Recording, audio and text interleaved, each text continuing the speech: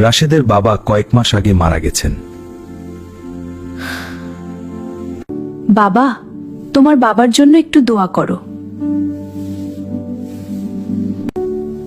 আচ্ছা মা, পরে করব। রাশেদ প্রায়ই বাবার জন্য দোয়া করতে ভুলে যেত। এক রাতে রাশেদ একটি অদ্ভুত স্বপ্ন দেখল। এটা কোথায়? চারপাশে তো অদ্ভুত কেন? ওই মনে হচ্ছে এটা আমার বাবা। রাশেদ, আমার ছেলে। বাবা, আপনি এখানে কেন? আমার জন্য দোয়া করো বাবা।